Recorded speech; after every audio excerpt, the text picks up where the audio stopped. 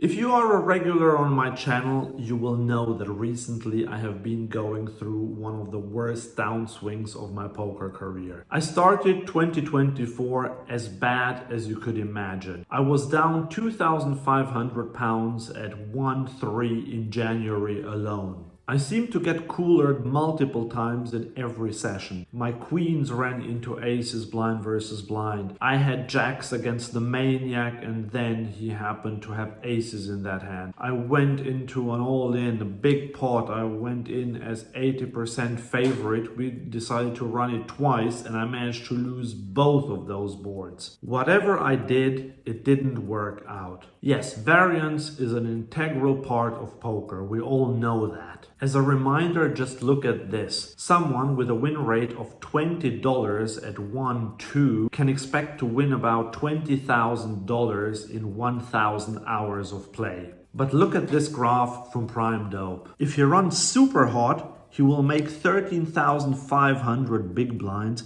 which is $27,000.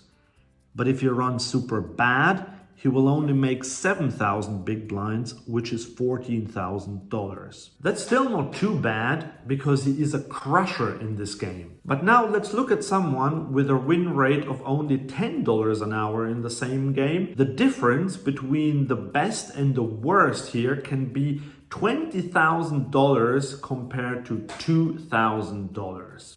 So when variance seems to kick you in the teeth every time you pick up some cards, then it can be really difficult to deal with it. Therefore, I have put together the top 5 tips on how to deal with downswings. And tip number 5 is the most important one, so make sure to watch the video until the end. But let's start with tip number 1. Embrace variance. It is actually a blessing in disguise. And this even works in 2 ways. Firstly, you couldn't win any significant amount of money without variance. Bad players would quit the game very quickly if they never had a chance of sucking out on the better players. And this means that you couldn't win any money. Poker would essentially become like chess, where only the very few players at the top can make money because that game is almost entirely skill-based. And the second reason is that particularly at the low stakes, where there are a lot of recreational players, these players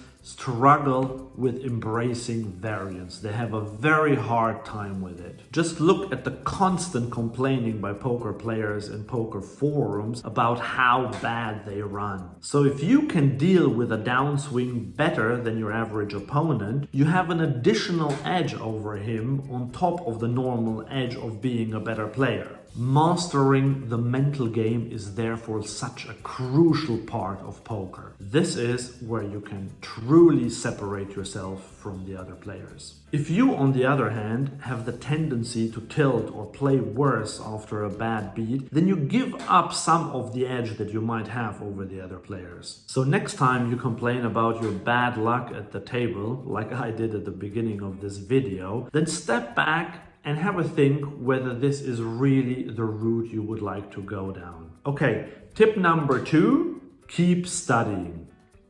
If you want to be a successful poker player, you should have a study routine anyway. But I find it particularly helpful to embrace studying and immerse myself into studying when I'm in the middle of a downswing. Every tiny bit of knowledge that you will gain from studying will increase your edge over the opponents. Variance will disguise this with its smoke and mirror techniques, but at the end of the day, more targeted studying equals a bigger edge, which equals more money won for you. So what is targeted studying? It means that you don't just study mindlessly things that you already know or that are not that relevant, but instead you focus on your biggest leaks. You learn what these leaks are and then you study exactly how to fix these leaks. Is one of your biggest leaks that you c-bet too much in multi-way pots? Well, then study the fundamentals of multi-way pots. Or is folding too much on the river one of your biggest leaks? Then use a platform like GTO Wizard, for example, to drill exactly this spot. Then you can see what a solver would do in that situation. And by the way, if you haven't got GTO Wizard yet, you can get get a 10% discount on your first purchase by using the link in the description below.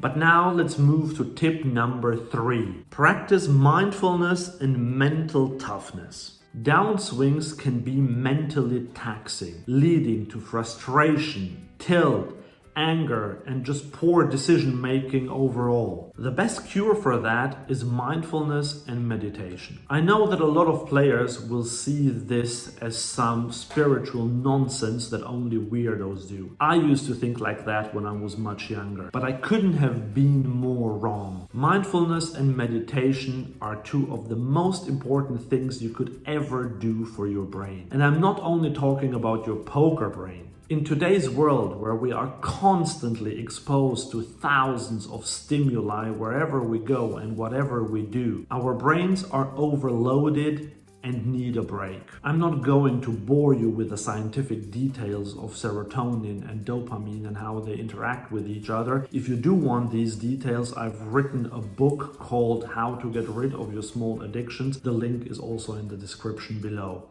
But for the purpose of this video, just understand that meditation and mindfulness act as a very welcome break for your brain. Whenever our brain gets flooded with this dopamine, we can stop that flooding by concentrating on something that we do or that we experience rather than thinking and overthinking. That can be focusing on the breath or on a body part, which are usually techniques that meditation uses. Or it can be focusing on what you are doing. For example, holding a cup of tea in your hand, or how the hot tea touches your lips, your tongue, and so on. This focusing on the moment is called mindfulness. Another way of mindfulness is just acknowledging at the poker table that you are tilted. That mere acknowledgement already diffuses the situation a bit. You can say to yourself something like, okay, I acknowledge that I'm very tilted after this very unfair bad beat. I'm going to take a deep breath in and focus on my calmness. The tilt will probably not disappear straight away, but it will get a bit better. There are even some poker-specific meditations and hypnoses available for free here on YouTube that you can do, for example on Karim Chelli's YouTube channel. So what I want you to do now is go and place yourself in front of the door, turn around and take a look in the room. You probably won't see results overnight, but the whole point is to keep your brain fresh and to develop that mental toughness over time. So on to tip number 4. Take breaks and prioritize self-care. And this tip is connected to the previous one. In fact, it might even be the consequence of the previous one. Whenever you are aware that you are tilted, and a quick deep breath won't do much for you in that situation because the tilt just sits way too deep, then you should seriously consider to just get up and leave the table. If you can't play your A game, it's better to not play at all. I know a player in my player pool in London who leaves the table every time he loses a big pot. Initially, I thought this was a bit odd because he just let go of the chance of winning his money back from a weaker player and instead went for a 20-minute walk. I didn't quite understand it. But now I actually think this is very, very good. He realized that it is better EV to just leave for 15 or 20 minutes to get a fresh brain to come back and play freshly rather than sitting there being tilted and making poor decisions. That is true professional thinking. He understands that during downswings, it's essential to prioritize self-care and avoid burnout. You have to recognize when it is best to just step away from the table and recharge emotionally and mentally. And I'm not only talking about stepping away for a few minutes, but also in a broader sense. It is crucial to engage in activities outside of poker, activities that bring you joy and fulfillment, whether it's spending time with loved ones, pursuing hobbies, or exercising. Remember, poker is just one aspect of your life, and maintaining balance is crucial for your well-being. And now, let's get to tip number 5, the tip that I announced as being the most important one. And that is simply Zoom out. But just a caveat to this one, this tip only applies if you're a winning player. If you're a losing player, then there is not much you can do to be a winning player except for following my tip number 2, which is studying and making sure that you actually become a winning player. But if you already are a winning player, then you can realize quite quickly that a prolonged period of poor results or run bad is actually not such a big deal. I can show you on my own example. This is my graph for early 2024. As I said, I was down 2,500 pounds at 1-3 in January alone. It felt terrible and it looks terrible. But here we now zoom out to my lifetime winnings. Can you even see my current downswing of 2,500 pounds?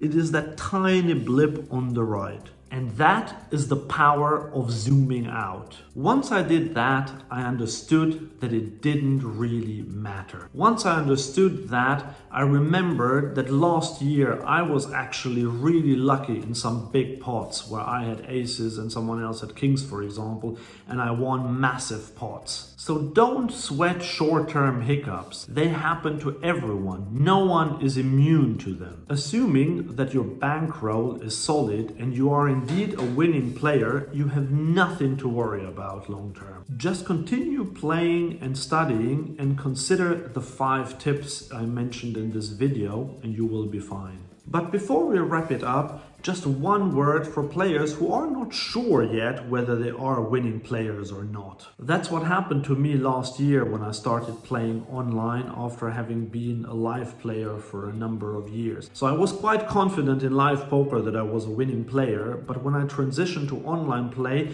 this wasn't quite as obvious because win rates are much lower, variance is much higher in 6 max cash games online. So I was a bit anxious about whether I am actually a winning player or not. And I realize that a lot of you will be in a similar situation, maybe even for live poker if you only started a few months ago or a year ago when you don't really have that volume yet. If that is you, you have to analyze your biggest losses and check whether you made any big mistakes in those pots. Maybe a coach can help you with analyzing your database to find your biggest leaks. But the most important thing is that you continue studying, targeted studying, as I said. One way of doing that is to understand when and how to bluff catch. You can learn this essential skill in the video up here.